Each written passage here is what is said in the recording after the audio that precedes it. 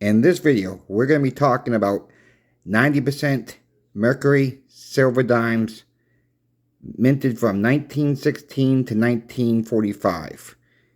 Thank you to all my new subscribers who just joined me.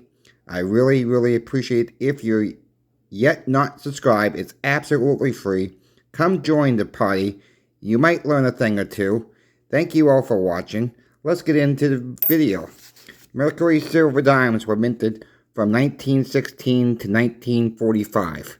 We're going to talk about more about the key dates in this video, what some of these are worth, what they could be worth up to, and what to keep your eyes out for.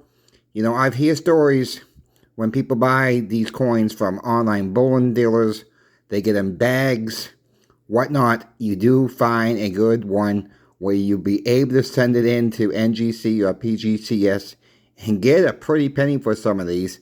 I wish you all luck doing that. I have not done it yet. I have not been able to find one with the roll in it, but the story's out there. It's rare, but this is why I'm making the video, to help you guys out. Let's start off with 1916D. Minted in Denver, of course, with the D. Only 264,000 were minted in that year. We're flipping this card over. These have a price range from the worst grade, believe it or not, $1,200 to $27,500 for an MS65. If you get one better, it's worth even more. The last number you see on all these cards, I only did up to MS65 for you all. So, I mean, it's very rare to get one over 65, but I've seen them before in catalogs, and I've seen a couple come across my desk at the shop. So, just keep on looking. You might be lucky. Let's move on to 1921. Without no mint mark, that means it was minted in Philadelphia. Just a little over 1.2 million were minted in that year. We flip the card over, and these can be worth from anywhere from $55 to $3,500. Again, keep in mind that last number is an MS65. So, you know, if you don't have it graded, you have to send it in, and hopefully to get that grade.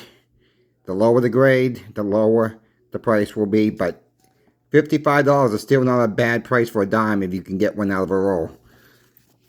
Let's move on to 1921D Denver Mint. A little over $1 million made on those. Let's flip this card over too. These be worth anywhere from the worst grade from $75 to $3,750. Again, another low mintage, another key date.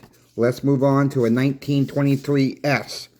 A little over $6 million made, as you can see there on this card. Let's see what these will be worth. $3.50 to $1,250. Worst grade possible, G4. I will make another video to let you guys know what the grades work for on these different types of coins. I don't want to give too much information in one video to confuse anybody.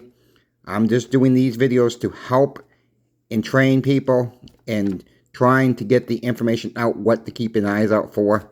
Let's move on to 1924D out of Denver Mint. These a little less than 7 million, 6,810,000 were made. Let's flip the card over here.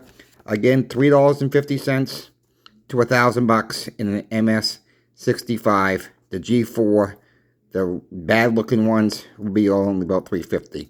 But that's your price range. I'm getting all this information out of the red book. I did not use the gray sheet from the shop. The gray sheet could have different prices. It's not hidden information. I just don't have access to it because I'm recording this video on a Sunday night. So that's why I'm using the red book for you all in this video. And 1925D out of Denver, a little over 5 million were minted. Let's flip this card around. These are worth anywhere from $4.50 to $1,750. Another key date. I don't stack, as you can see. I have a little bit more than this that I am showing you right now.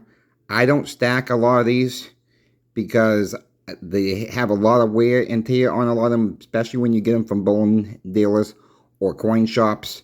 They just do have that extra wear on them. Some coin shops will let you cherry pick through these. If you're allowed to do that, by all means, pick out the best ones. And before we move on, just keep in mind, folks, never stop learning about coins. Whether it's silver, gold, or platinum, there's always stuff to learn. I'm still learning every single day. So never stop learning. Ask questions, and ask more questions. That way, when we time to sell, you know what your stuff is worth. Or if we get into a bottomable situation down the road, I hope we don't get there, but if we do, never, the more you know today, the more you will remember in the future. Let's move on to 1925S out of San Francisco. A little over 5,850,000 were made. Let's see what these things are worth. $4.50 to $1,250 in top grade. Moving on. 1926S, $1,520,000. We flip it over, and we're from $17 to $3,500 these are worth. Moving on to 1927D, 4,812,000 were minted. Let's see what these are worth. From anywhere from $4 in worst grade to $1,250. Let's move on to the 1928S. 7,400,000 were minted in that year from the San Francisco Mint. And they have a value of $3.50 to $1,000. Keep in mind, if you send one of these dimes in, it's going to cost you at least $40 to have it graded. You're going to have to pay to have it shipped there. And you have to pay to have it shipped back. NGC is located in Sarasota, Florida. PGCS is in California. I'm not sure what the city it is on top of my head.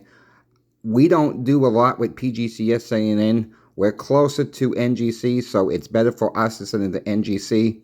My opinion, and it's my opinion only, I prefer NGC over PCGS.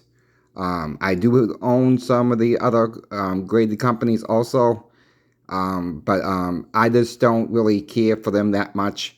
And it's really when other companies come in like Annex or ICQ or IQC, whatever the heck it's called, they will, we don't buy a lot of those coins anyways. We pay normally spot for those.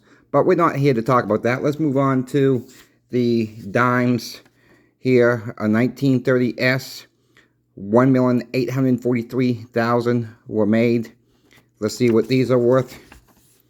$3.50 to $350 per a coin there. Moving on to 1931D is 1,260,000, and we go on to the back here. $9 to $400 in top grade. Then last but not least for the key dates is 1931S. 1,800,000 were minted in that year. And they range from $4.50 to $300. So you have all the flashcards that are done after you watch the video, and you have to come back. That's why I made you all the flashcards. So you don't have to sit here and listen. You just can go back to the, scan through your phone or your desktop or whatever you're looking on your TV and fast forward to the coin that you're looking for. And if it's on one of these flashcards, you got a winner. And if it's in good shape, you really have a winner. Good luck out there hunting all. Like again, it is rare to find these in bags. They are rare to find them in rolls from bullion dealers. They do miss them. Searching through them, gets tossed in the wrong bin. Open your eyes, look for what you have. You might have some now and you don't even know. So if you're not sure, take a few minutes, take an hour, even if you have a lot of them, and search through them and see what you might have out there. Again, I thank you all for watching, Until the next video, Coin Shop Chris is out.